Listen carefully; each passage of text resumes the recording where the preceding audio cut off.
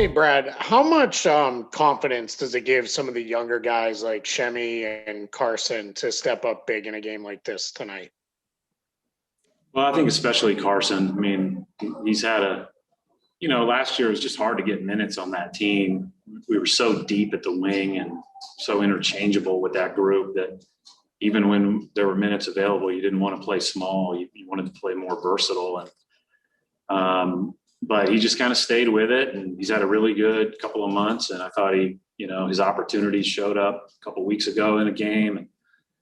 And even when he's not playing, he's not getting down. He's just staying ready. So you thought that he would play a role tonight. We don't win the game without him. He changed the complexion of the game. That's really encouraging. Shemi's been there, done that. I mean,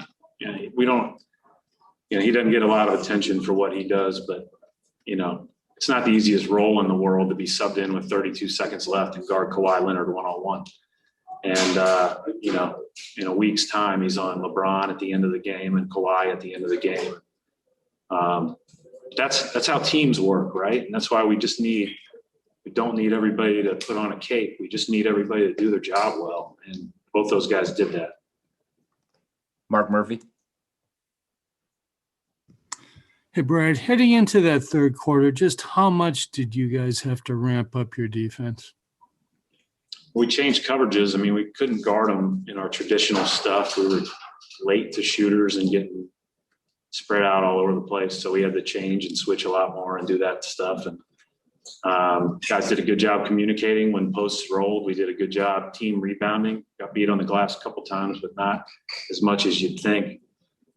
Came a little tougher when we had the three guys that were smaller than me in, but other than that, I thought we really did a good job of, communicating, getting to the 3-point line better, and making them play a little bit more in isolation. Brian, Rob. Hey, Brad, just two questions for you. First, any update on just Daniel's situation with the knee? Was that something that popped up during this game, or what happened there? Popped up before the game. He was complaining about it a little bit, got some extra treatment before the game, went back and warmed up again, said he felt fine.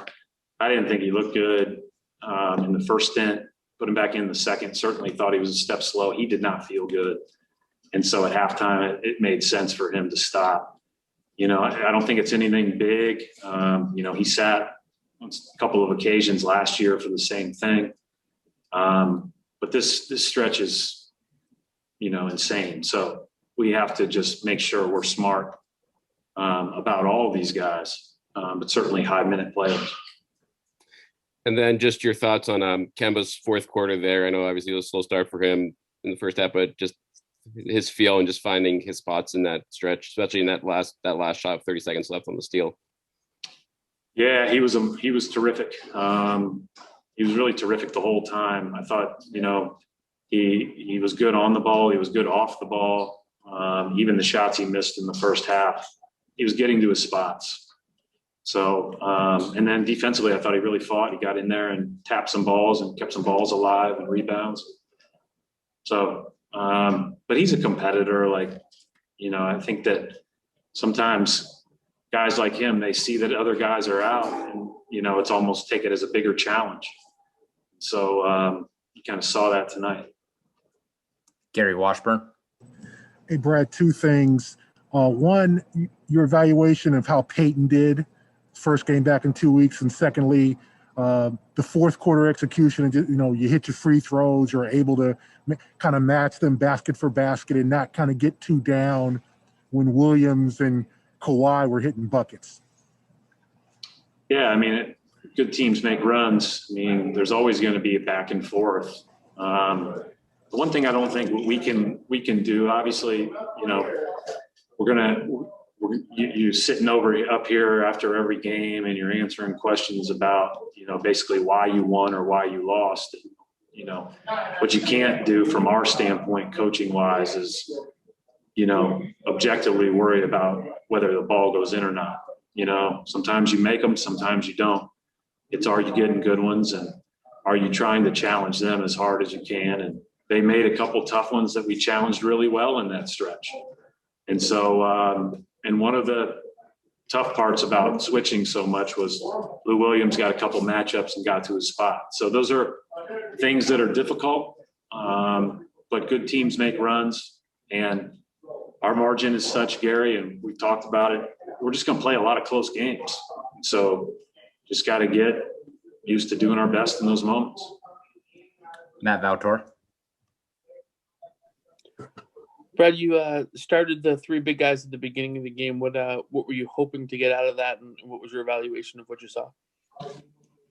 I mean, it probably would have been better if we would have been, more compact with that group, but guarding traditional we were too slow getting the shooters. So, obviously we played small the rest of the game, and that hurt us in the switching that I mentioned at times, but that's the predicament you're in. You can't take everything away against this team. They're super talented, really well coached. They pick on your matchups, and they do a great job of gaining an advantage and then making the right play. They were whipping that ball all over the place. Jacopo Di Francesco. Hi, Coach. Good win. And I wanted you to ask, how are you feeling about the growth of Grant Williams, and how are you leading into this season? I think he's, I think that he started a little slower coming out of the gates, but has really ramped up lately.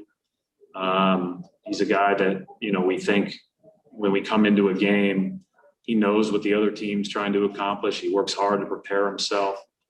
And his skill has grown over the last 18 months. And I think his comfort level. And I think in the last month, there's a clear difference than the first month of the season.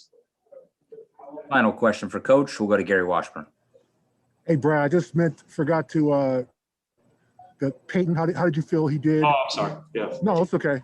Yeah. To be honest, I thought he looked a little tentative. I had to tell him to shoot.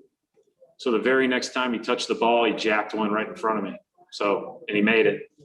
So he's a good listener, but I thought he looked timid in the first half, and then I thought he was good in the second.